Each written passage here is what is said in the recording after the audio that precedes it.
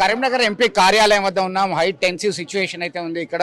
మొత్తం మీద ఉదయం నుంచి కూడా భారతీయ జనతా పార్టీ నేతలు కార్యకర్తలు పెద్ద ఎత్తున తరలి రావడం జరిగింది. కాంగ్రెస్ పార్టీ అగ్రనేతలు ఇచ్చినటువంటి పిలుపు మేరకు, ఏఐసిసి పిసిసి ఇచ్చిన పిలుపు మేరకు బీజేపీ ఎంపీ కార్యాలయం రాష్ట్ర వ్యాప్తంగా నిరసన కార్యక్రమాలు చేస్తున్నటువంటి నేపథ్యంలో ఇప్పటికే కాంగ్రెస్ నేతలను అరెస్ట్ చేశారు. బీజేపీ కార్యాలయం వద్ద పెద్ద ఎత్తున పోలీస్ బలగాలు మోహరించాయి, బారికేడ్లు ఏర్పాటు చేయడం జరిగింది. ఇదే అంశానికి సంబంధించి మాజీ మేయర్ బీజేపీ సీనియర్ నేత సునీల్ రావు ఉన్నారు. సునీల్ రావు గారు చెప్పండి, ఏంటి పరిస్థితి, ఎందుకు ఇంత టెన్సివ్ సిచ్యువేషన్ నెలకొంది?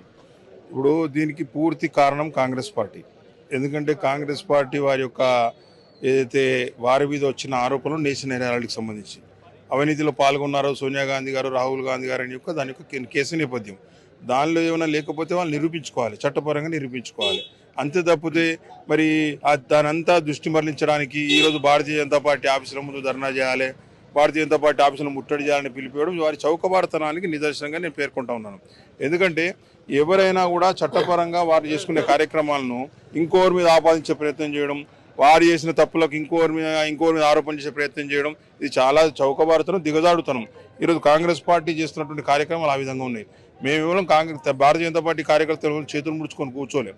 మేమందరం కూడా సిద్ధంగా ఉన్నాం. మా పార్టీ ఆఫీసులు కాపాడుకోవడం ఎలా తెలుసు, మా పార్టీని కాపాడుకోలేలో మాకు తెలుసు. కాబట్టి ఈరోజు మేము ఇక్కడ బండి సంజయ్ గారి ఆఫీస్ దగ్గర, ఇక్కడనే మా జిల్లా పార్టీ ఆఫీస్ కాబట్టి ఇక్కడ మేము సిద్ధంగా ఉన్నాం. తప్పకుండా కూడా ప్రతిఘటిస్తాం. ఎక్కడ కూడా చేతులు ముడుచుకొని కూర్చునే పరిస్థితి ఉండదు. నేను కాంగ్రెస్ పార్టీ చెప్తున్నాను, మీరు ప్రజల దృష్టిలో ప్రతిరోజు ప్రతి రాష్ట్రంలో కూడా దిగజారుకుంటూ వస్తూ ఉన్నారు.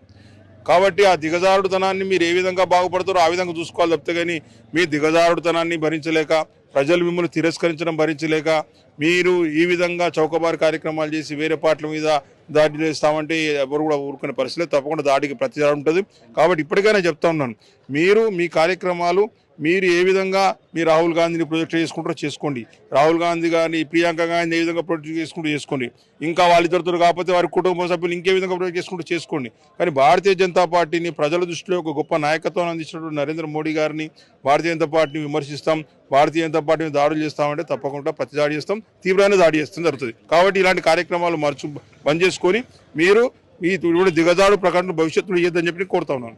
మొత్తానికి దాడులు చేస్తామంటే ఊరుకునేది లేదు, ప్రతి దాడి తప్పదు. మీరు నరేంద్ర మోడీ నాయకత్వం పట్ల విశ్వాసం ఉన్నటువంటి కార్యకర్తలు, నేతలందరూ పెద్ద ఎత్తున మద్దతుగా ఉన్నారు. కాంగ్రెస్ పార్టీ కుటుంబ పాలనకి సంబంధించి గతంలో ఉన్నటువంటి ఉద్దేశాలు, గతంలో ఉన్నటువంటి పాలన విషయాలు మర్చారా అనేటువంటి విషయాన్ని గుర్తు చేస్తున్నారు. ఇప్పటికీ నాలుగు వైపులా కూడా బారికేట్లు ఏర్పాటు చేయడం జరిగింది. దీనిలో ఎప్పుడే జరుగుతుంది అనేటువంటి హై టెన్సివ్ సిచ్యువేషన్లో మాత్రం ఇక్కడ పోలీసులు అయితే ముందస్తుగా బలగాలను పెద్ద ఎత్తున మోహరించడం జరిగింది.